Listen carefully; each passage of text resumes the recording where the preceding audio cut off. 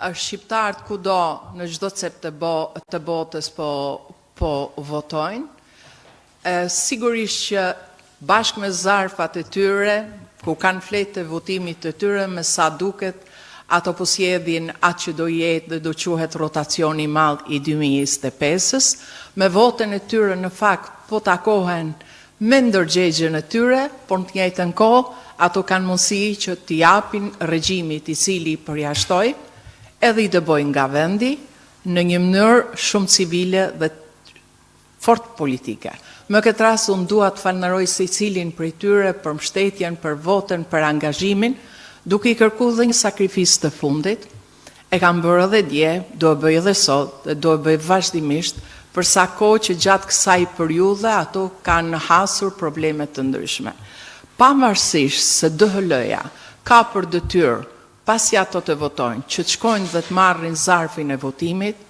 unë i ftoj çdo shqiptar, kudo që i tjetë, në Greqi, në Itali, në Gjermani, Amerika, por në cilin do vend tjetër, që të bëjnë sakrifisën e fundit dhe të shkojnë të zyra me afërt e DHL-s për të dorëzuar zarfin.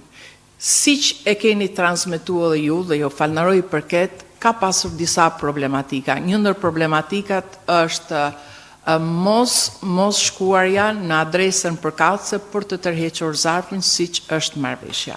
Ka patur raste që ka munguar fleta votimit, ka patur raste që ato janë gjetur përballë hedhjes së zarfave o në oborr, ose është marrë nga kumshia me 10 zarfe dhe kjo nuk është e ligjshme. Ka ndodhur që kur janë nisur zarfet të ketë pasur duplikata, ka ndodhur edhe shumë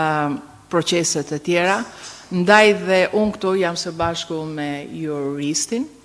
Franci ka rastin që ti listoj dhe të përsjedhin të gjithë shqetësimet që diaspora na ka transmetu gjatë gjithë kësaj periudhe që kur ka fillu regjistrimi dhe pastaj marrja zarfeve dhe dorëzimi i zarfeve. Atëherë,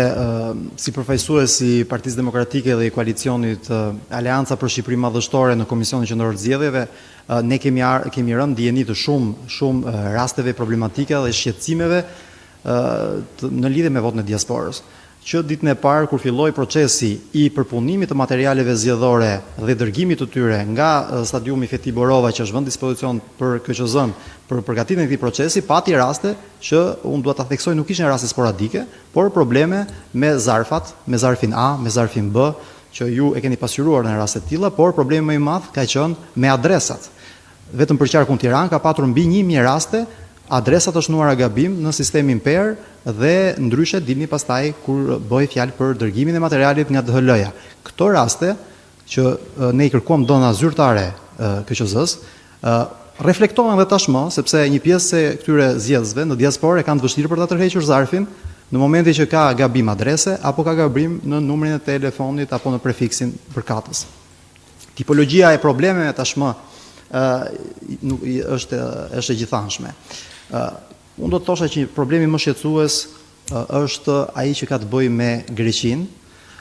në lidhje me rastin e Kretës, që është një krim zgjedhor që po ndodh dhe ka ndodhur përpara disa ditësh, ku publikisht disa individ të caktuar që pretendojnë se janë dhe përfaqësues të OJF-ve apo të shoqatave ndryshme aty, në rrjetet sociale Facebook e kanë dalë dhe kanë thënë hapur që kanë patur marrëveshje me DHL-n për të tërhequr me 10 zarfe. Kështu lihet kuptohet nga ato postime dhe unë pres dhe ne presim që s'pak të ketë nisur tashmë hetimin kryesisht për këtë ngjarje, por dhe nëse nuk do ta bëjmë, Partia Demokratike do të dorëzojë kallëzim penal sa më parë, sepse nuk mundet që DHL-ja të nënkontraktojë këtë shërbim dhe të mos zbatohen standardet që duhet të zbatojë. Cilat janë standardet ligjore? Duhet që zarfi të dorëzohet personalisht tek çdo individ dhe kundrejt nënshkrimit personit dhe kundrejt paraqitjes së një dokumenti identifikimi. Kjo gjë nuk ka ndodhur jo vetëm në Greqi, por s'ka ndodhur as në Itali në shumicën e rasteve, as në Gjermani, as në Shtetet e Bashkuara apo në Britaninë e Madhe, që janë 5 shtete kryesore ku ne kemi diasporën e regjistruar në platformën PER, pra që shkojnë votat. Problemet tjera që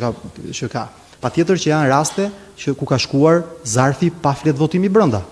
Ka raste ku ka shkuar zarfi një qarku tjetër, një zgjedhësi që do votojë në një qark tjetër. Por ka dhe raste ku ka shkuar 2 fletë votimi një individi, gabimisht. Këto raste në fillim nga KQZ-ja u përjashtuan kategorikisht si mundësi, por ja që ka ndodhur. Dhe ne i kemi evidentuar dhe po i evidentojmë. Rastet e tërheqjes të zarfeve nga familjar të tyre, pra nuk është i njëjti problem. Ka po ashtu probleme të tjera që na janë raportuar edhe në shtete si Malta për shembull, apo edhe në shtete tjera si Shtetet e Bashkuara të Amerikës, ku qytetarët shqiptar nuk po arrin dot të dorëzojnë zarfin në pikën DHL më të afërt, sepse u është thënë që ka mbaruar kontrata me nënkontraktorin. Kjo nuk duhet të ndodhi, sepse shërbimi duhet të ofrohet deri në datën 11 maj. Kështu që është e vërtet ajo që tha dhe zonja Topalli, që edhe ne kërkojmë një sakrificë tjetër nga votuesit tanë diaspor, që të marrin mundimin, nëse nuk i vjen shërbimi në shtëpi si kundër duhet ndodhte nga DHL-ja,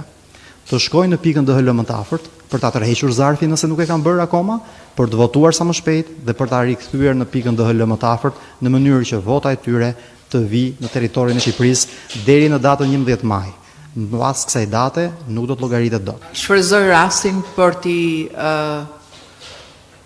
bërë thirrje KQZ-s që t'i kërkojnë DHL-s që të përmbushin detyrimet e tyre ligjore dhe logjistike.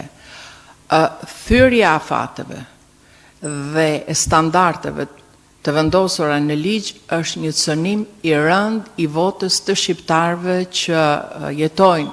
jashtë kufive të Shqipërisë dhe në këtë mënyrë ajo do cënonte tërësisht integritetin e këtyre zgjedhjeve. Por duke thënë këtë, njëjtën kohë du të përsëris edhe një herë, një falënderim dhe mirënjohje të jashtëzakonshëm për shqiptarë që në mënyrë masive po votojnë, po sakrifikojnë dhe po shkojnë edhe tek zyrat, pavarësisht se nuk e kishin detyrim,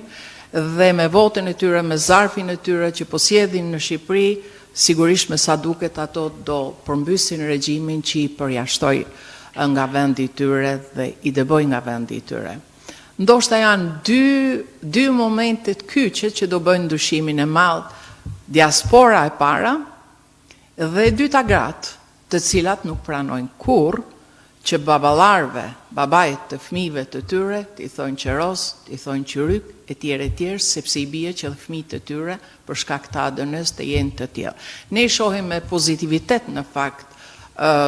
votimin që po ndodh kudo në botë dhe kjo kërkon një mirënjohje dhe kjo është një moment historik. Në fakt, shqiptarët